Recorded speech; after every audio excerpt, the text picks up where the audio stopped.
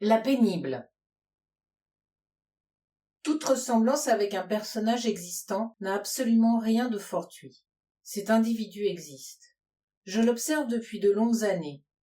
Avec le temps, pas un jour sans ce sentiment désespérant qui nous anime parfois. Vous savez, les bambous plantés qui finissent par envahir votre jardin et celui du voisin qui vous hait parce que vous n'avez aucune solution. Ce que je vais vous narrer par le menu est en fait le compte-rendu de mes observations. Pour une fois, ça me repose, mon imagination est en vacances. Seul un souci de véracité m'a guidé. Dresser le portrait de ce non-être n'est pas aisé, tant je crains d'être subjectif, de me laisser influencer par mon kaléidoscope. Sans doute un excès de saturation. Quand on finit par détester, ce n'est pas trop facile. Je me devais de le dire pour que vous puissiez faire la part des choses. Mais bon.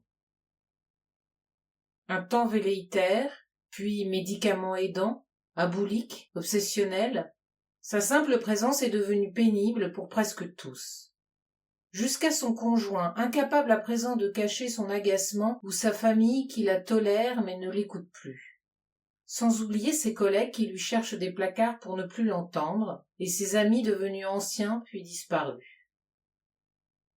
Tableau noir. Nous avons tous croisé des pénibles, mais là comme ailleurs, il y aura toujours un champion qui vous gonfle plus qu'un autre. Laurence est une championne. Un spécimen, un objet d'étude pour n'importe quel psy un peu curieux. Elle est pourtant née dans une famille aimante, d'un père juste et bon, d'une mère dévouée, avec 2 frères aînés toujours prêts à l'aider.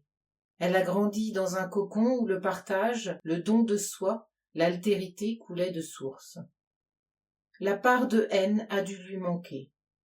À ce jour, je ne vois pas d'autres explications. C'est à l'école primaire que Laurence commence ses chéris. Rien de bien grave qui ne puisse se faire pardonner, mais quand même. Rapidement, elle prend la mesure de certains adultes, ceux qui finissent par céder aux caprices. Laurence trouve toujours le moyen d'arriver à ses fins, d'obtenir ce que les autres ne peuvent avoir, en trépignant, en boudant, en minaudant. Elle fait ou fait faire que pour avoir. Franche comme une planche pourrie, elle se prête à toute forme de mensonge, de délation,